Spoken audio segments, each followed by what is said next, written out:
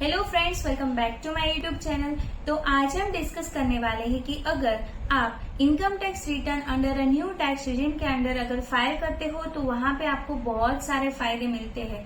तो इस वीडियो में पूरा ही डिटेल में डिस्कस करने वाले हैं तो कौन कौन से फायदे जो आपको न्यू टैक्स रिजिम के तहत मिलने वाले हैं।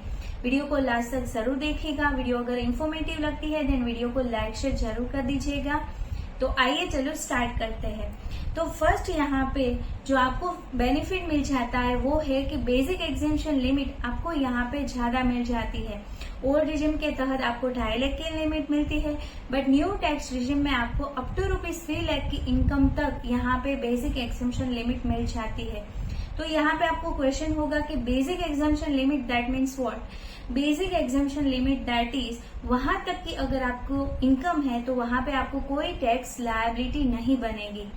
तो यहाँ पे ऐसा है कि न्यू टैक्स रिजिम में अप टू ₹3 लाख की अगर आपकी इनकम है तो वहां तक की इनकम तक आपको इनकम टैक्स रिटर्न फाइल करने की जरूरत नहीं है।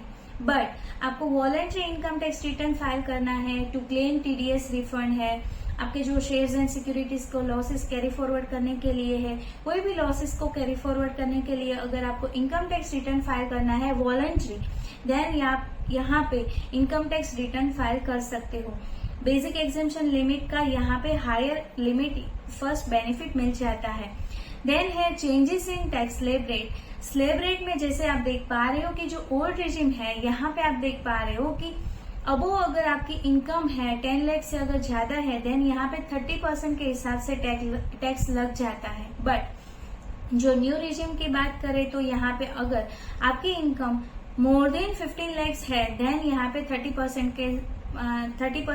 का स्लैब रेट लगता है। तो यहाँ पे आप देख पा रहे हो कि जो स्लैब रेट है यहाँ पे चेंज है एंड वो बेनिफिट देता है जो हायर इनकम है उनके अकॉर्डिंग। तो चेंजेस इन स्लैब रेट का बेनिफिट मिल जाता है। एंड थर्ड वन है standard deduction from salary and pension ₹50,000। अगर आपकी सैलरी से इनकम है, पेंशन से इनकम है देन यहाँ पे ₹50,000 का आपको स्टैंडर्ड डिडक्शन मिल जाएगा। फॉर द फाइनेंशियल ईयर 22-23 की बात करें तो वहां पे न्यू रिजिम में भी स्टैंडर्ड डिडक्शन का ऑप्शन अवेलेबल नहीं था, but for the financial year 23-24 में यहाँ पे ये बेनिफिट मिल जाता है under a new tax regime. Then family pension deduction 15,000 और 1/3 of amount whichever is less का यहाँ पे डिडक्शन मिल जाएगा।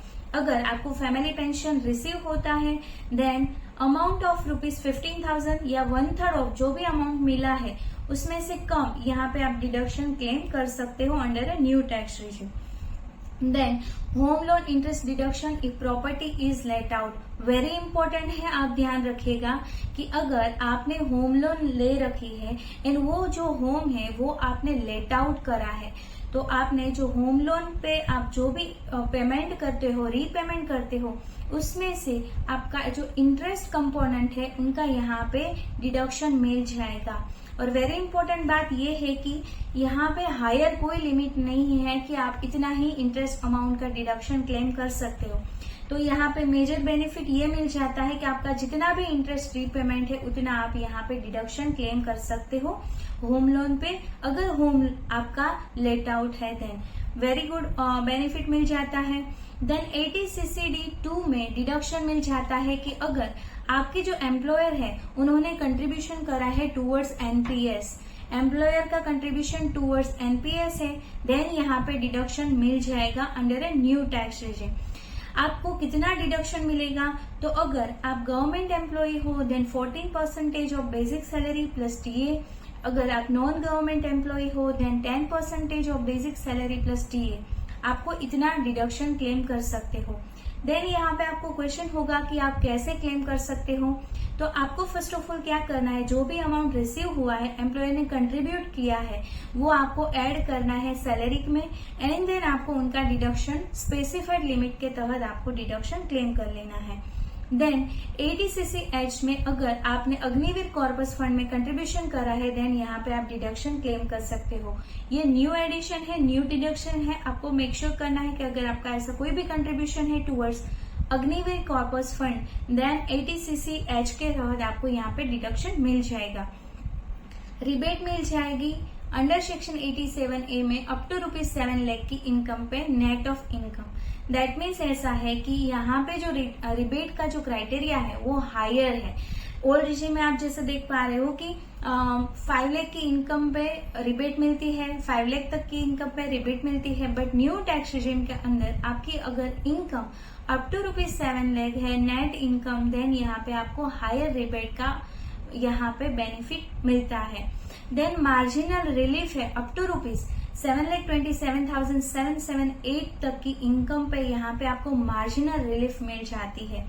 वैसे देखा जाए तो ओल्ड रिजीम में ऐसा कोई कॉन्सेप्ट नहीं है मार्जिनल रिलीफ का, बट न्यू टैक्स रिजीम में यहाँ पे आपको मार्जिनल रिलीफ का बेनिफिट मिल जाता है अगर आपकी इनकम 7 लाख से ज्यादा हुई है। तो यहाँ पे कॉन्सेप्ट क्या है कि अगर आपकी 7 लाख से 1 रुपए भी या 100 रुपए से भी अगर इनकम ज्यादा होती है, देन यहाँ पे higher tax liability tax payer को पे करने के आ जाती है।